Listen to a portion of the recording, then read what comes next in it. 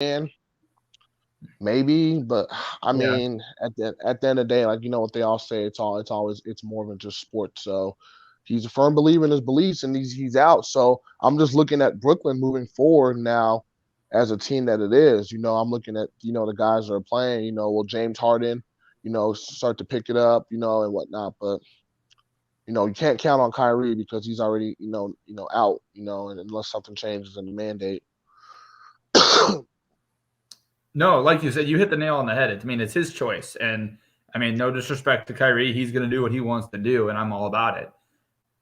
But from the Brooklyn Nets standpoint, from that front office and from Steve Nash, they had to have saw this coming in some degree. Like, hey, what if it's mandated and like Kyrie's not going to play? Kyrie's going to feel this certain way.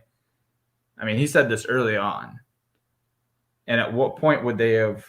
I would think that they would have explored some options to bring in some free agents to say, hey, we're probably gonna need you this year, and lean on them a little bit. I don't know what their cap space looks like or how much cap room they have to be spending on free agents that are gonna come in and do a decent job. So I'm literally looking at their roster right now, and they're just gonna have to roll through with the guys they have, and I mean, KD can be great, and then if James just pick and chooses his points, they're good enough to still, come out the East. Dude, Kevin Durant's that phenomenal, and then if all the other guys contribute like James or Blake Griffin and um, uh, Paul Millsap and like Joe Harris. Joe Harris hits his threes, and they get time. And then they got enough guys around him. Aldridge, they got enough guys around him, and maybe they pick up somebody at the deadline that gets like released or something. So yeah, I think they can still make some noise, because KD is that good. So I'm honestly really not worried about Brooklyn. I know they're 10-5 now. I just checked their record, so I think Yeah, they're going to be. they're not having a. They're. I mean, they're off to a little rocky start as far as Brooklyn predictions were concerned. Yeah, record wise, but I think with this team and how the injuries of KD and this and that, they just know, hey, let's just make them. And James Harden had his injury history too. These guys are going to miss games. So as long as they get a top seed, I think they're good enough to go far. I mean, even last year, obviously Kevin Durant missed that shot, but last year they came within that shot of, making, making the Eastern Conference finals. Yeah, yeah, absolutely. I mean, It's Kevin a Durant, he's bad gonna. break. It was never a question of who was going to be the centerpiece of this team. It was always going to be KD. Mm-hmm. Um, Kyrie can make the case that it would have been him. Harden can make the case that it should be him, but it's KD. They're not. Harden's going through a streak right now where he's just slumping, and Yeah. you kind of hinted at it earlier. He's going to turn it around at some point. It's just a matter of when, but it will be at some point, and they will find themselves back on top of the. Well, I mean, they're on top of the Eastern Conference right now, but I mean, they very well could find themselves in first place. But looking at that Eastern Conference, we got the Bulls up there who play later on tonight against the Blazers. Um, are you surprised to see Washington up there at all? Washington's probably a surprise, and I'm looking at it now. Oh, they're still 10-3. I mean, well, now I look at it, and I guess when you look at all the players that they got in the Lakers trade, plus Bradley Beal, and I think they got then I think they got. I'm looking. Let me look at their roster now. They got They got some other guys there. Yeah, they got Spencer Dinwiddie, who was we forgot he was out last year with that ACL, but he's still a good player. So he's a point guard, and so that takes pressure off Bradley Beal. So all of a sudden, Bradley Beal can go back to doing his thing. You still got KCP. You have Montrezl Harrell down low, who's kind of a load. He's just physical. And then the players they got from the Bulls trade last year, like Daniel Gafford, who I hated that the Bulls gave up, but I understand to move our players, and they got some pieces, Yeah, Cassius Winston, Kyle Kuzma, Aaron Holiday, who's a nice young guard who could defend on the perimeter, Montrezl Harrell, Hachimura, Gafford, Spencer Dinwiddie, KCP. Um, and I thought they had I guess I'm more surprised to see them at the number one spot right now, Davis and Bertans. really only It's having early, three man. losses because I know. I never took Kyle Kuzma or Caldwell Pope, or even Harrell as, your starting lineup every night starters to the guys where you're going to, hey, these are the guys we're going to lean on. These are the guys that are going to be our playmakers. Where they're in the past, they've been more role guys coming off the bench and putting up the points. Well, KCP's a solid two-way player. He can hit the three. He's like, I mean, they're all solid. I mean, Kuzma's not solid too. None of them are great. Kuzma showed some promise early in the season, but like his development kind of stalled. Montrezl Harrell, he's just, forced. They're all like, they can all get you double digits in scoring, all three of them. Yeah. So man, that takes a lot of pressure off Bradley Beal. And then I'm looking at the rest of the roster, and they got Bertans. He's a shooter, and I know he can shoot. And then they got other pieces, Dinwiddie, who can score but facilitate. So I mean, they have a nice team, and it's so early in the year. I'm not really even taking much stock in the records. Like I know the Lakers are slumping, but I still think the Lakers will pick it up. You know what I'm saying? I mean, or like other teams, like the Bulls are playing good and they have a good record. We can easily lose in the first round to a team if the team has a better matchup than us. We can easily play like in Atlanta or New York in the first round, and they could beat us. They could beat us in the first round series. So like record wise doesn't really matter. I'm more so looking at the teams and how they're playing cohesion wise towards the playoffs. Are they playing at a good level, and how are they defending? And obviously matchups too. Yeah, I was actually looking at the standings a little bit ago, and I noticed that I was surprised to see Atlanta down as far as they were at 6 They'll and pick 9. it up. I know they'll pick it up. I mean, they were, yeah, they'll squeak in the playoffs. They got a lot of depth. So like I don't know, I haven't been following Atlanta that much this year, but I'm assuming that they've been hit with the injury bug. So once all these other players come back, they'll be fine. It very well could be the injury bug, but I'm just looking at their record. 6 and 9. They're 5-1 at home. They're the only team down. Oh man, they're below the 10 seed right now. If the playoffs started tomorrow, they wouldn't make playoffs. But they're the only ones down there that have almost a guaranteed win at home. And you look at their away record, and they're 1-8. Yeah. And it just blows my mind that it just shows you there is a such thing as home court advantage. Absolutely. And not that anybody would ever question that or make that argument that there's not, but I think it's almost apparent there. So they're 6-9 now. They could probably beat Boston. They're up 14 in the third, and they're at home. So they might end up winning that game. So they're 7-9. They're only 2 games out of 500. I know they've dealt with some injuries too. Bogdanovich, Capella, Collins, Gallinari. They still got the same team from last year. So once they get relatively healthy, Cam Reddish, they're gonna be fine.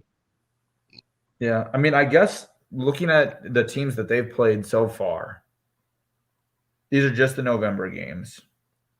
I don't feel like going back to October. They went to Brooklyn, lost to Brooklyn. They went to Phoenix, lost to Phoenix. Granted, they only lost by 4. Both Brooklyn and the Phoenix matchups were by single digits.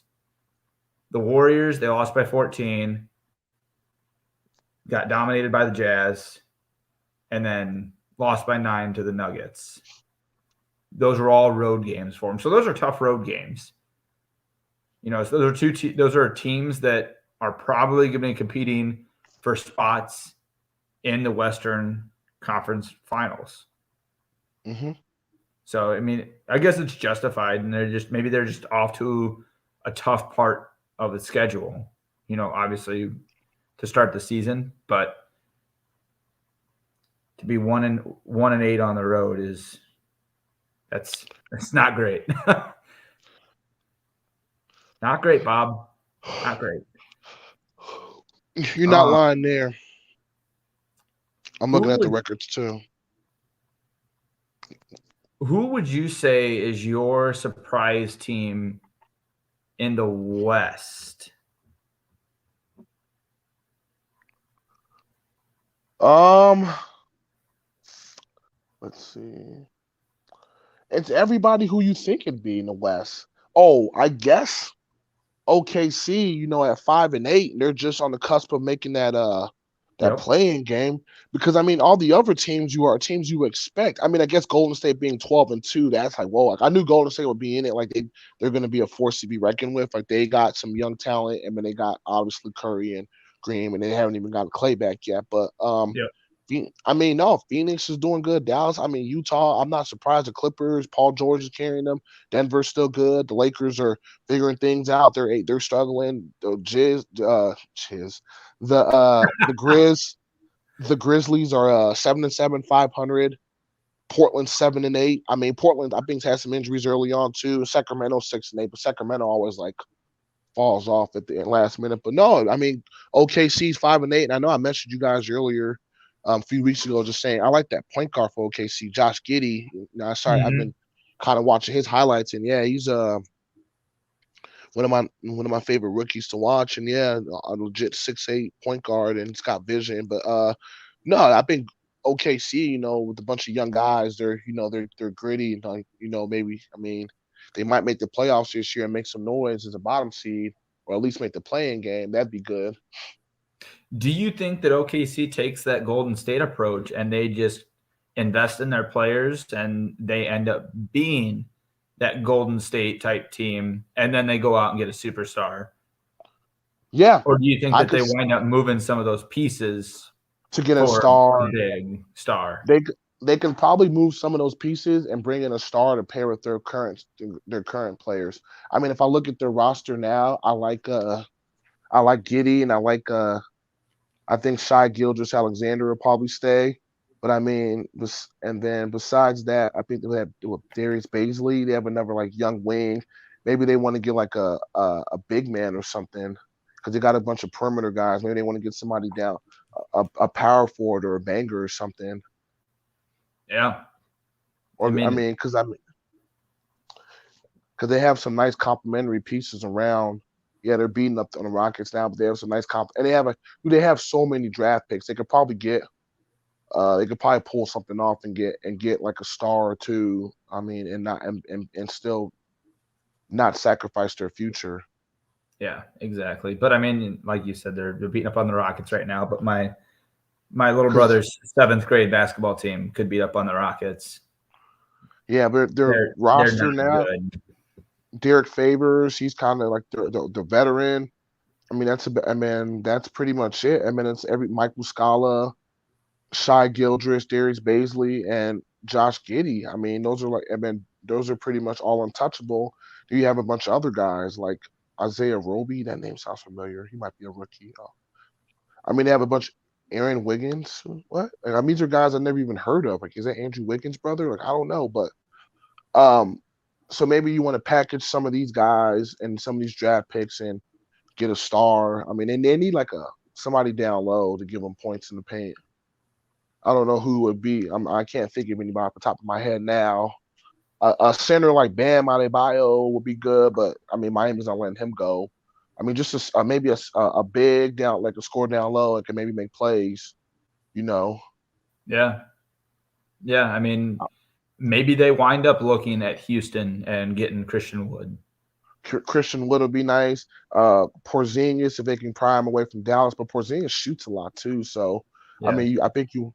I mean, but I mean, if you can get somebody who's more physical, I mean, I can't think of anybody because bigs are kind of like dying out in the NBA. They're not. I mean, they're still power forwards and bigs, but like teams are playing the small ball and moving their small forwards over to power forwards and running with three guards. So like all the traditional like Zach Randolphs and Carlos Boozers and all these guys are kind of getting phased out. Like as far as that style of play, that back to the basket. Yeah. I mean, it's You just can, kind of how it's evolved, though. And I mean, which yeah, it's not a bad thing. I mean, it's kind of carrying that whole bigger, faster, stronger mindset of all the athletes that are coming in. I like Kevin mean, Durant's listed as a power forward, and I could back that dude down, dude. I could put. I mean, he's like he's not a power forward. He's always been a small forward, but now that even I mean like, but since everybody else is doing it, I mean even the Bulls are doing it. I was like, man, I don't know about the Bulls, like because we don't have enough size, and I still think the Bulls need like another big. But like a lot of teams are like, just rolling with it. Yeah, well, I mean, like you said, like we said, there's not a whole lot wrong with it. It's obviously working for them, so they're going to keep on trucking. But now we can get to our beloved Bulls. I can finally wear the hat and not be made fun of. No, I wore it all the time last year, out and about, and it's just like, oh, the Bulls suck. It's like, I know. Just you wait. Just you wait. I was never worried because we had Zach, so I knew the rebuild was going in the right direction. And man, when we got rid of Lowry and when we got that new GM and he like, all right, well, I'm not playing any games. He made those moves at the deadline last year. I was like, oh, okay. When we got Vucevic and the other Yep. pieces we got, and then now it's continuing on drafting Dosunmu, who's playing great. Off the bench. Kobe's coming back now. What I do want the Bulls to do, and they probably won't do it, is sit Zach LaVine now that when Kobe's back in the fold, and just give Zach like 2 weeks off that wrist, maybe 3. I mean, let it heal because this is a marathon. We're gonna need Zach long term, anyways. So I don't Yeah. mind losing. I don't mind losing a few games, whatnot. Maybe holding him out. I say sit him out for an extended period, like 2 weeks. Maybe just say, hey, we're evaluating the wrist or his wrist. We'll do it on a week to week basis. And I mean, look at it after a week. I mean, a week off will do it good. I mean, 2 weeks. I mean, and if it's but that's just me. Just I'm looking at the pitch. I'm looking at it long term. And I said the regular. I mean, these record our standings our seeding doesn't matter to us. So we can have a number one seed and get swept in the first round. I've seen Chicago teams. I've seen the Bears. I've seen all these Cubs, and I mean I've seen it happen. So it's gonna. So I just say if we're gonna go in the playoffs, let's go on at full strength and stuff. And heck, Kobe can get his legs under him. We still got Dosunmu and other guards playing behind them. I mean, No, you hit the nail on the head with it. It's a marathon. It's not a race by any means. And we're, 15 games into the season right now? Yeah. Yeah, their 15th game is tonight. It's just one of those things where maybe that is something that they do. They find, a streak where it's not going to be, hey, they want Zach there on every night, playing. But maybe they go up against Houston, or maybe they go up against Orlando, and they're like, hey, maybe we can afford to not have Zach tonight. Give him some rest and give him some time off, like you said, get him healthy, get him right, and then still make that move towards another big. The other question in the East is, where is Ben Simmons going to play at all?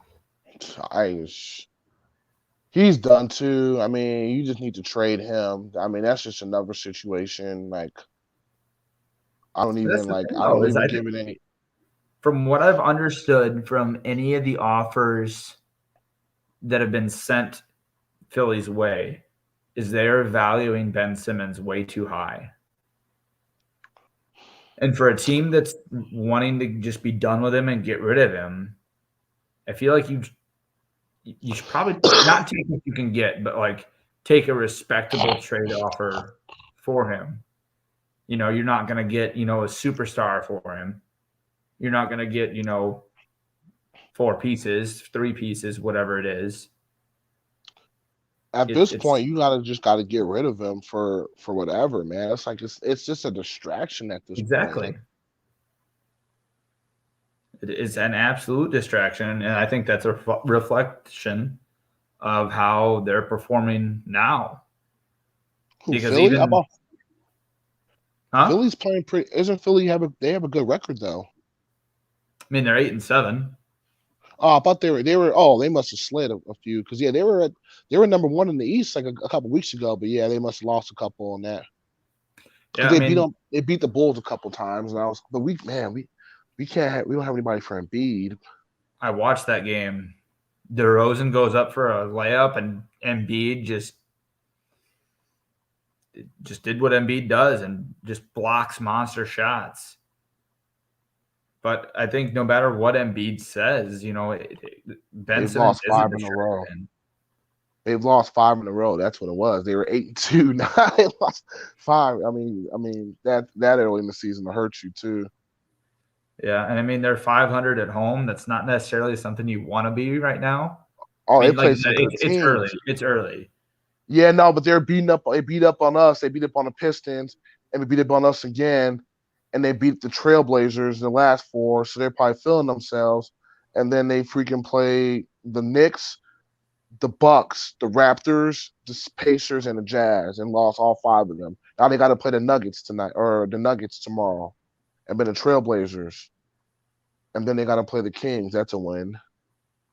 Yeah, okay. So yeah, you were beating up on all the cream puff teams, and then when you got the real competition, and then you don't have Ben Simmons, now okay, now you're being now it's a different ball club, you know. So I just think Ben Simmons will probably get moved at some point somewhere. Philly's probably gonna just take the best they can get. Like, you know what? It's a trade deadline.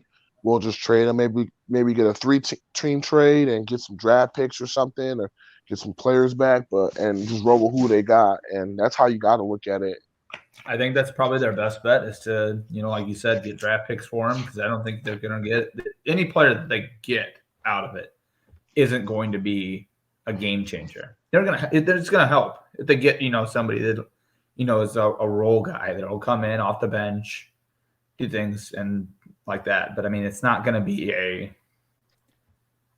guy that you're changing your game for. I mean, maybe they can. I don't know. They can get a 3-team trade, but I don't even know what teams want Ben Simmons. I mean, what team is he a fit on? Like, don't say Chicago. Do you send him to Houston to die? Do you send him to another East rival? You think he died in Houston? No, if you give him his own team in Houston, and I mean, he got Jalen Green there. He could play with. I mean, Jalen Green's a freaking stud, dude. So like, you got a bona fide score right there, but you still got Chris. If you can send him to Houston and still keep Christian Wood and Jalen Green on the team, and I mean, and maybe get a 3-team trade going. I mean, yeah, I mean, that'd be a nice trio, but you could surround them. Maybe you get that like personally, I'm still not buying it.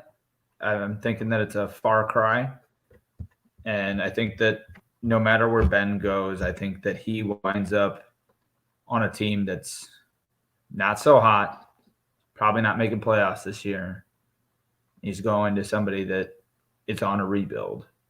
And whether he's part of that rebuild or not, I can't say. He's probably not going to be the centerpiece of it. He needs to, but he's getting paid like supermax dollars. So, and you're not putting out supermax production. That's kind of tough. Well, he's not putting out any production right now. Not doing a damn thing. Must be nice, but I don't think he's getting his game checks right now anyway. Probably not. I think Philly's finding him right now so far up his ass that he's not making any money on it. Because I know that they were trying to get him to see some team doctors and get him some help, and he was refusing it. That's the other thing. Is just like he might not want to be there, but like go. Just go, accept the help. It makes it look good for other teams that you're wanting to like go to.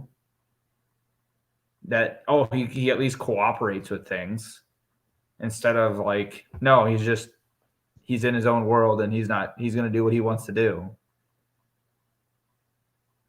I don't know. I just say at this point, because like I said, it's so much more as a distraction. So I just trade him somewhere. Find somewhere where he wants to be and just get him out of there, man, and just move forward. Like, I mean, otherwise this is, I mean, you're gonna hold him out for the whole season and then like that, and then revisit this option in the off season. Like, he asked to be traded before the season started, didn't he? Like, he was trying to get traded before the season started. Yeah, because he didn't want to come to training camp, and so you guys just held on them for a year. Just trade him. Like, I think as it gets closer to the trade deadline, I think they're gonna just pull the trigger and be like, you know what, this isn't even worth it anymore, because this is just distraction.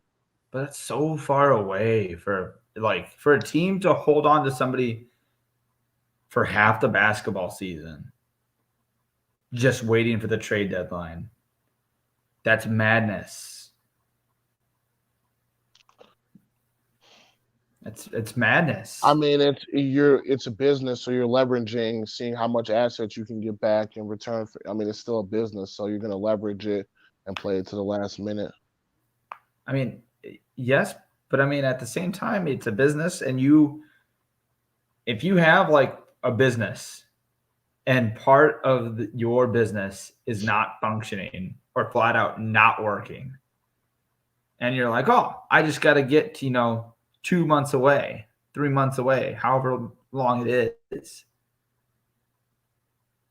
You're not going to just, yeah, you know what? It'll just be like that for 2 to 3 months and we'll call it good. No, you're going to be like, I need to fix this tomorrow, like tomorrow morning, right now. Like call somebody up, get them in there and figure it out. Especially when it's millions and millions of dollars that you're giving up. You're missing out on. You're not getting that production out of him. You're not getting that value. Nobody's coming to see Ben Simmons play. I mean, they're hoping Ben Simmons will play, but I think any Sixers fan that I've talked to is they're done with him. They're fed up with it. They're ready to move on. Even the biggest Ben Simmons truthers I've talked to. That's how I feel. I'm just like, just move on. He's already, it's sour grapes at this point. He obviously doesn't want to be there, so just roll with the guys you have there, move him, get some other guys in, and then just keep it going. But like I said, as it gets closer to the trade deadline, I mean, something's gonna happen, Hopefully sooner rather than later. But I mean, because it's like kind of annoying. Like, and I mean, I haven't even been watching basketball, but I know all the analysts. Whenever Philly plays on TV, national, they're always gonna talk about Ben Simmons or the Ben Simmons saga. Yeah. I kind of hope he goes somewhere, but I think wherever he goes, it's not going to be good, and they're probably not going to be doing a whole lot. He'd be good in San Antonio. That wouldn't be a bad place for him. I thought about Popovich could utilize him and make him a weapon, and Popovich could put him all over the floor in places where he can score and play make and have the ball in his hands. And yeah, Pop gets his hand on them too. Yeah. Surround him with some talent. So say San Antonio, not Brooklyn. Whoops. So say San Antonio pursues him, grabs him. They send a piece for him, piece or two. Who are you on San Antonio? I mean, I would think. I mean, it could be it could be a 3-team trade. Like, yeah, it doesn't have to be necessarily those two. It can get another third team involved. Maybe they take back some bad contracts from like another team, like OKC or something, and OKC trades. I mean, and I know San Antonio's GM is pretty good. It doesn't necessarily just have to be a 2-team trade. And like, oh, what do you have to give up? Because San Antonio has some nice young pieces, and yeah. I don't think they get Murray. I don't think they get Murray for him. I mean, they can probably include him. Maybe they don't include him. They probably wouldn't give. I mean, Philly probably wouldn't want him since they already got a couple guards already, like Shake Milton and Tyrese Maxey. I mean, who knows? As I said, there's so many different scenarios. I just think if he went to San Antonio in that offensive system and Pop's offense, he could be dynamic, and Pop can put him at the top of the key, put him short corner, and he can figure out ways to utilize him and be effective. Well, only time will tell, right? Agreed. Well, I think that pretty much wraps up anything that I had on the list of topics. I don't know if you had anything burning. No, I did this one. I did the show from my phone because I can't find my headphones. Man, those are some really good headphones. I hope it turned up, but otherwise, I mean, this was fun.